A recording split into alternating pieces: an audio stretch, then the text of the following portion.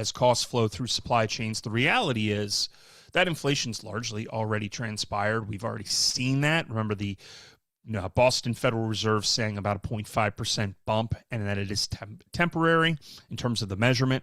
But the key focus here is going to be in consumer staples, industrials, materials, and retail for the week ahead. It is a big jump. And obviously the core thing that we want to be paying attention to is the relationship and what happens with other regions of the world. The EU already looking to fight back. We're already hitting Japan a little bit. That's going to have some impact. So the general consensus here is not terribly optimistic, but we'll continue to move forward and trade accordingly. Keep a very close eye on all of those companies that are major importers into the United States, and expect a lot of noise, because at the end of the day, this is kind of really what matters. And wow, this is quite a statement. This came from Goldman Sachs this weekend. I pulled this from Zero Hedge. And what are we looking at right now? Well, we're looking at the fact that this market is really, according to Goldman, we should be operating at around a 35 VIX. What? Yeah. If the VIX does sustain above 35, systematic selling accelerates into a full volatility event. CTA positioning flips to a max short at that level, triggering forced liquidation. The current VIX is at 19. The warning is that tariff escalation could pull that gap higher. We actually saw the VIX move to, 20 this morning? 2045. And as always, keeping an eye on the FNGD, which is up this morning, still holding above its 8-day EMA. And the FAZ, the banking ETF, right, the inverse bear on banks, that continuing to rise as well, showcasing ongoing concerns about private credit and, of course, what is happening in repo markets, where we just saw $30 billion in repo activity last week. This threw me a little bit, because this does get a little bit complex, but Goldman put out a note on this. And again, with tariff escalation, geopolitical risk, earnings uncertainty all converging this week, the path from 19 to 35 is not as long as people think. Keep a very close eye on our good friend, the UVXY. The UVXY is the short-term ETF, and it is above its 8-day EMA. UVXY and volatility can also be traded in a long variety of different ways. Don will walk you through the best way, because he is the master. But I will just simply note that from a volatility perspective, it shows up on volume-weighted average price. It shows up on VWAP.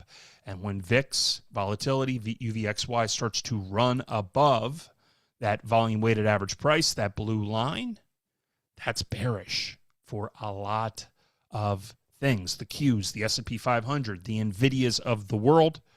And the SVXY is the inverse, well, the really short volatility fund. And what I will remind you is that when we start to see a policy change, policy pivot, accommodation in markets, well, the SVXY actually does really, really well. If you will recall, we go back to November. Remember when there was printing by Japan? On November 21st, the SVXY went from 45 all the way up to about 58. And it can and will run very quickly. But then when we get into these negative momentum events, well, the UVXY does well, the FNGD does well, the S&P 500 does not do well, and we trade sideways. We just have to keep a very close eye on the VIX. All right. The big news this week is, of course, NVIDIA. And if you don't know what NVIDIA is, turn your computer off, go downstairs, have a juice box. Because if you don't know what NVIDIA is, then I don't know where to start. NVIDIA is the largest chip maker in the world. It is the most important player in the pick and shovel play of AI. I'm just kidding. We're here to educate. EPS expectations this week for 152, revenue at 65 billion, data center expectation at 58. This makes or breaks the market, because the market has been driven so heavily by this AI trade going back to the start of the liquidity cycle that began back in early 2023. And this sector, software technology, has been under extreme pressure since October, right around the time that the liquidity cycle peaked. And the question isn't whether or not AI is going to continue to be a monumental technology here in the United States and all around the world. The real story is valuations. Can this market justify the valuations that a company like NVIDIA is showcasing? And just to remind you of where we are in this market, NVIDIA looks cheap. NVIDIA is trading at a forward PE of 24, and its PE ratio is 47. Walmart, by the way, Walmart's trading at 44 times earnings and 37 forward. And that is a result of people shifting out of the AI trade, trying to rush to consumer defensives. Well, once again, the question now this week is the AI trade over? Or is the Mag 7 trade done, as CNBC asked this morning? Or is all of our focus as markets and traders just going to be going into Alphabet, which is starting to dominate? All right. I know you guys got questions. Good. When did NVIDIA take over from Intel? Like in life? Like is the cleanup hitter? You're going to have to give me a little bit more data. Geopolitical and Fed. Hey, there was a chart the other day that showcased global uncertainty. I don't know. I think it came from Bespoke, and it showed that the world is more uncertain right now than it ever has been, which I find to be fascinating in the wake of, say, 2008, 9/11, the 87 crash, however they want to define it. The chart is exponential in terms of the way that it sets things up. I'm going to pull it up for you real quick, because you could really just layer this thing with anything and it would make sense. I think I just pulled it and threw it into AI, and I said, it basically looks like my desire to avoid going to the gym when USA Hockey is on. So this was the chart from this week. World Uncertainty Index, yikes, right? Higher than COVID, higher than Iraq, higher. This is really more, it almost looks like it's just tracing margin debt, to be honest with you. But let's just take them at their word, okay? So we have the Fed holding firm, the focus on what's going on with Japan, China engaging in lots of printing, the United States, the uncertainty around our debt, ongoing concerns about private credit, spikes in repo, the top of the liquidity cycle, Europe under pressure, trade war. There's a lot of headlines, right? And it comes back around to just bringing it down to one number, right? If we just focus on one number and know, hey, is this green? Can we go long? Are we looking at liquidity support, or should we hedge? What are the types of sideways trades we should focus on? What's the environment that we operate in? For the most part, this market for the last month and a half has been trading between ranges, 6,700, nearly 7,000 on the S&P 500. It's led to markets moving to oversold or moving down to a 100-day moving average, and then we get a pop. It feels as though we've got a lot converging at the same time, and that the market should take a direction soon. That's what kind of Goldman was getting to with this VIX positioning idea. The idea that people are making moves as if the VIX were at this level, but we're only in 20, and, well, the market could catch up pretty quickly. The FOMC meetings, no urgency to cut. That's a sentiment issue. Iran still remains an issue. Iran currently seeing a relationship and agreement with Russia on some technology. Defense stocks are catching a bid. Crude could gap up on any escalation headline. So, yeah, there is a lot of uncertainty. But this is why it is a reminder of understanding the technicals and having the tools in place to make intelligent trades. The thing that you should not be doing right now is saying, I have knowledge that other people don't, and therefore I'm going to speculate on oil prices hitting 100. We've seen this happen a couple of times. We had it happen recently. United States struck Iran. We saw military action. It might have been Israel. I'm turning into Joe Kernan in front of you. And then what happens? Oil prices tanked the next day. So remember, if you're trying to speculate on things and then the markets reverse as a result of that because you're not paying attention to what's the RSI, the MFI, the MACD, all of the other technicals, and understanding where positioning is among commodity trading advisors and hedge funds right now because they control the market. If you're trying to make wild bets, you're throwing money into the wind. So understand the positioning, understand where we sit, focus on probabilities, and you'll find success. We'll dig deeper into some of that today when I go at 12:30.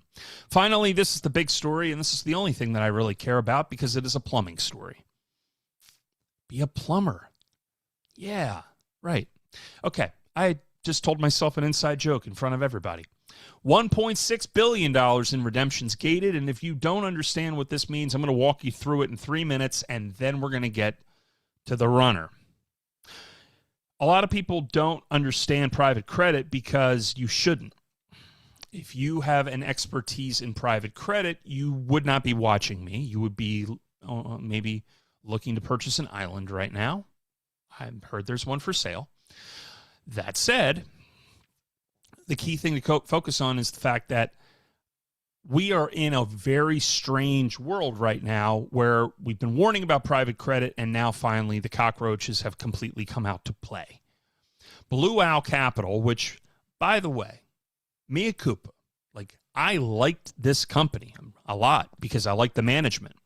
Management had a really good team, came together, put together funds that are built for mid-level companies and private credit, and great track record until the track record hits a wall in a liquidity environment.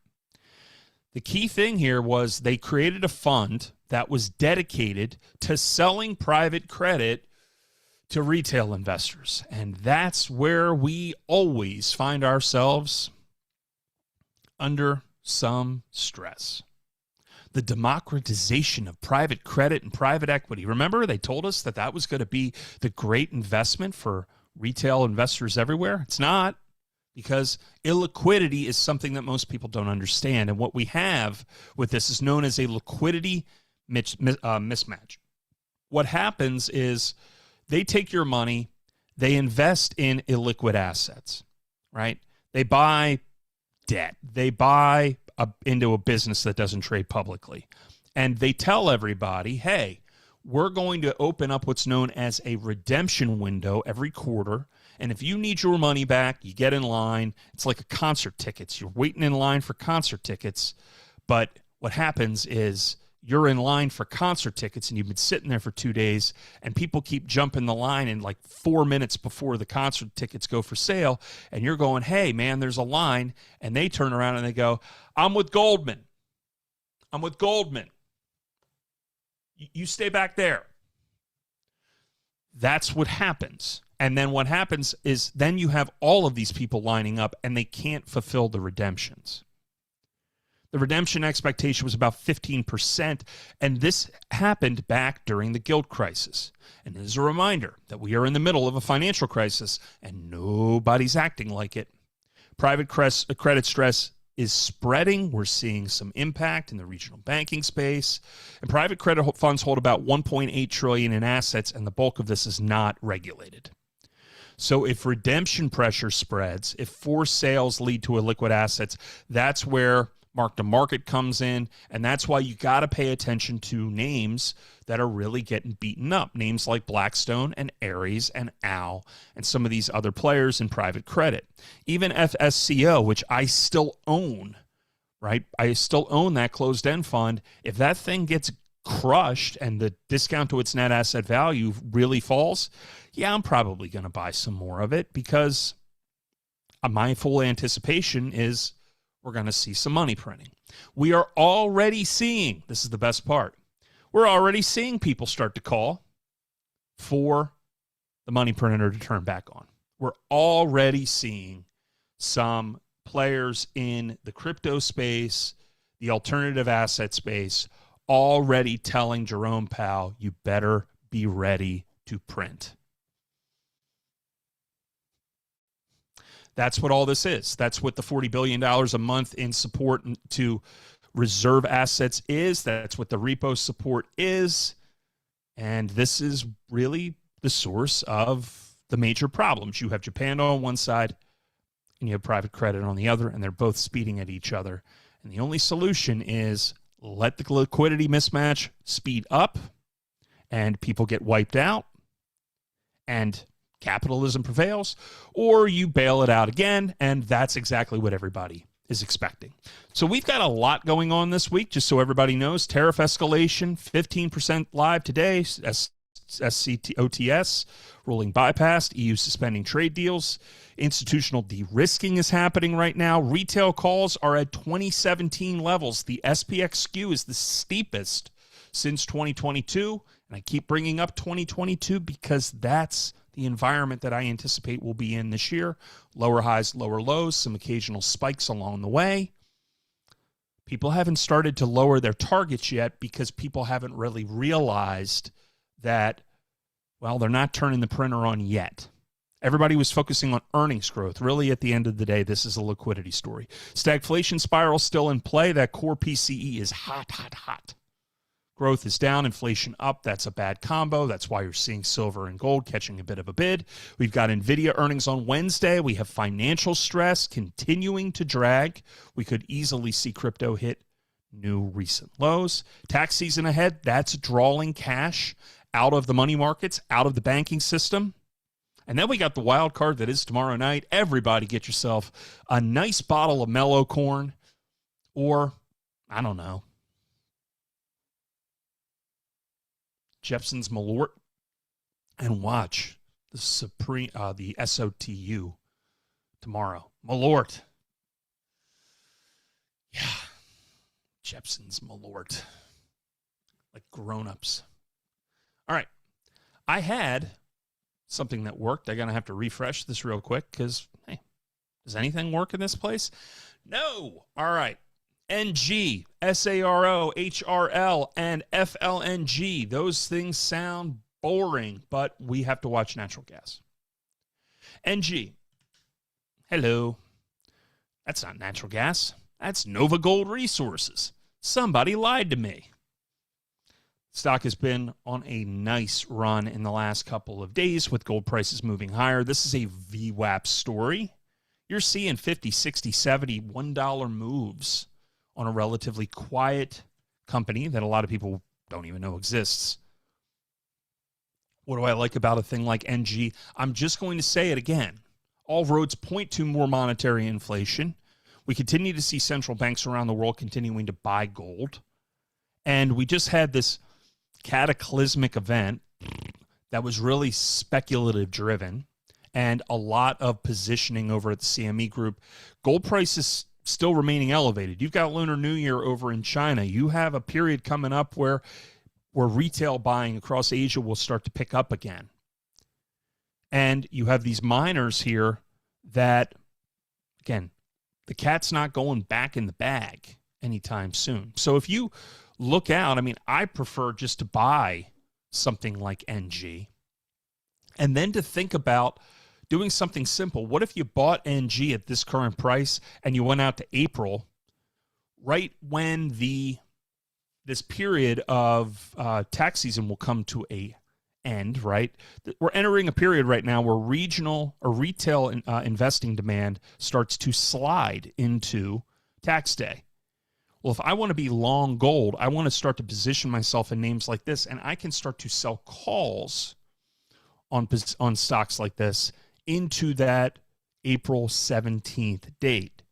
So if I bought the 12, right, and if I bought NG at 1077 and I sold the $12 call for April 17th, that makes the cap $13 because that call option is probably going to be about $1. Now, if I don't get to $12, I get to keep the $100, right? But if it goes above that level or it breaks above 12 and I have to let it go, let's say it goes to 14 just magically. While I'm capped out at 13, that's still a $2.33 move on a $10.77 stock. If the stock trades sideways, I'm just in a position for a nice long time on some of these smaller positions. So look at NG. I'm still long gold. I'm not going anywhere on this. I think gold can pull back to the 4,800, 4,750 level, but I still maintain any monetary expansion that will continue, particularly out of China and Japan, and then ultimately here in the United States, sends gold into the $6,000 range. That might be 18 to 24 months away, but still long. It's been a really good year for gold. HRL and SARO. I couldn't tell you what SARO does. I imagine it's a sandwich company. It is not. It seemed like it was going to be a sandwich company based on the SARO. Oh, well. Continuation of trend here. And just to move over onto one thing real quick, let's just look at it from a momentum perspective. Pushing above that 28 EMA, which is what I like. I like that crossover. I know it's lagging, but look at MFI. Volume is returning to the stock, and a continuation of trend from those November lows, higher highs, higher lows. And this goes back to that November 21st printing period that we saw from Japan. And Japan is going to continue to provide support like SARO. Continuation, maybe a move back to that 34 or 35 level. HRL, I do know. I know Hormel. I used to eat like a raccoon. Consumer defensives. Be a little cautious on the XLP right now. We're seeing a lot of positioning against it right now from larger institutions. Goldman coming out against it, but same thing. Positive crossover here. And this is where with HRL, the longer term expectation here is capital rotating into the defensives. That's where you're selling spreads. Look down at the 22-21 level. Go out into April at this point. Let's get away from that March period that has been notoriously dangerous. FLNG, Flex LNG. Don't know much about this guy, but we're seeing a lot of these names pop up, relatively cheap natural gas shipping companies, and they're starting to catch a bid. On the downside, it's going to be a lot of names we already know, right? Oracle, BLDR, Datadog. This just tells the story of the broader market itself and kind of what's happening with investors. The concern right now remains largely the same. It's built on the back of deep concerns around the AI build-out, ongoing debt expansion in the technology space, concerns about housing, and existing housing numbers don't look good. No real relief there, even though we're seeing mortgage rates come down. And Datadog is another name in the software space. And that software names continuing that breakdown of trend. Remember, we had major institutions step in back on the 7th and say, the worst is over, everybody. Let's step back in. Let's start buying these stocks again. Let's get excited about it. And let me add a little bit of value to your morning, because this is the simplest thing in the world when it comes to how markets operate. I look at this and I ask a general question, and I ask it a lot. I asked it about Cathie Wood back in the day. It was, why are you buying the stock that Wall Street is saying is cheap, but the insiders aren't buying it? If these people are buying the stock,